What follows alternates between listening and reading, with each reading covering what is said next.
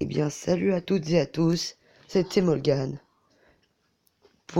Je suis enfin réussi à reprendre les vidéos. Et donc aujourd'hui, on se retrouve sur une application qui s'appelle CR Card Inventor. Et je vais vous présenter 5 cartes que j'ai moi-même créées. Première carte, du coup, on va commencer par l'anti-aérien. L'anti-aérien qui serait un peu comme le mortier, mais qui touche que l'aérien. Voilà, c'est... Donc, j'ai pas de... J'ai essayé de l'adapter un peu, franchement, les dégâts, les points de vie, la vitesse de frappe, les cibles, la durée de vie, la portée pour... toutes les trucs qui importent dans les cartes. J'ai essayé de les adapter au maximum. La deuxième carte, c'est le séisme. Donc, un sort de Clash of Clans. Ce sort agit en fonction des troupes adverses, en fonction de leur point de vie restant. Oui, j'ai fait... je sais pas, j'ai dû bardouiller. Le séisme ne touche que le sol et bloque les unités terrestres à l'intérieur. Donc, en gros, imaginez un géant. Il prend le sort de séisme. Le géant, je sais pas, par exemple, il lui reste 1000 points de vie. Et bah, il perd le quart de ses points de vie. Et il ne peut plus bouger. Et quand le séisme touche une tour couronnée, ça inflige 25 points de dégâts. Et ça dure 6 secondes. Pourquoi ça dure 6 secondes? C'est pour le temps de blocage. Par contre, ça n'inflige qu'une seule fois les dégâts. Et... troisième carte, ça va faire la multitour de l'enfer. Donc comme dans Clash of Clans, aussi la dernière version de la tour de l'enfer. Cette facette peut viser plusieurs ennemis en même temps. Et son nombre de vaisseaux évolue au fil du temps. Alors plutôt je voulais mettre au fil des niveaux. Mais je me suis loupé. Je vais les... tiens, je vais changer. Je pense que je peux changer. Voilà. Je vais changer.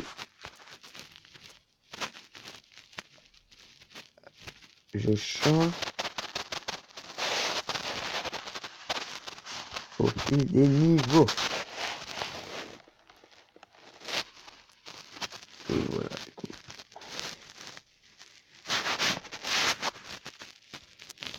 Voilà, ça, voilà, comme ça. Mettre à jour, voilà. Donc on va passer à la quatrième carte que tout le monde attend. La reine des archers. Et bien le roi des barbares, je l'ai pas fait. Parce que je n'ai pas envie de le faire. La reine des archers, j'adore son style. Donc c'est très en comptage d'élixir noir. Donc l'élixir noir qui progressait genre un élixir noir toutes les 5 secondes. Donc il serait un peu plus. Ça se régénérerait plus lentement qu'un élixir rose. Donc, alors qu'il est dans sa main, la reine des archers décide d'envahir le champ de bataille. Ses traits mystiques explosent dès qu'elle touche une cible. De plus, elle peut invoquer des archers et se rendre invisible. Bon, alors, le temps d'invisibilité, j'ai oublié de le mettre. Je le mettrai plus tard, peut-être. En tout cas, elle aurait mis 500 points de vie. Donc, ce serait assez suffisant. Après 28 dégâts de zone. Donc, 2,5 secondes à se générer. Et elle frapperait 4 fois par seconde. Donc j'ai pas mis dégâts par seconde, j'aurais pu mettre cible, donc tout, portée à 18. Alors je sais pas si c'est beaucoup plus qu'une princesse. C'est ça qui va faire, c'est ça qui fait son grand coup en élixir noir. Temps de déploiement 1,7 secondes. Niveau des archers 9. Alors comment on pourrait activer la capacité de la reine des archers? Je pense que quand on toucherait la reine des archers et qu'on utilise genre 5 élixirs roses par exemple, ça déclenche sa capacité mais qu'une fois par reine. Ce serait un truc comme ça. Et enfin dernièrement le protecteur. Alors ça c'est ma plus belle carte, je trouve. J'adore l'image. En tout cas le protecteur, ce serait une légendaire aussi. En élixir noir qui coûterait 6 élixirs noirs. Ce grand gaillard adore protéger ses amis. Oui. Il prend leurs dégâts à leur place. Et son armure absorbe des dégâts. Sa devise, protégez votre prochain, il vous le rendra. Il reste 5000 points de vie. Et ils vont à 1200 points de vie de bouclier.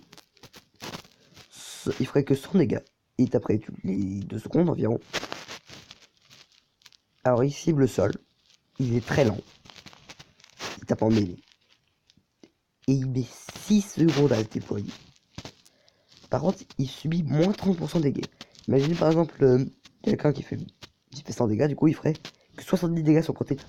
Même si c'est une troupe haute qui devrait recevoir les dégâts. C'est ça aussi le protecteur, ça lève un bouclier autour de toutes vos troupes, autres troupes. Et ça redirige les dégâts vers lui. C'est pour ça qu'il évolue bien. Voilà, donc j'ai fini avec la présentation de ces 5 cartes. Donc comme je vous ai dit, j'ai réussi enfin à retourner des vidéos. Donc je vais reprendre ma chaîne. Les vidéos seront toujours très rares.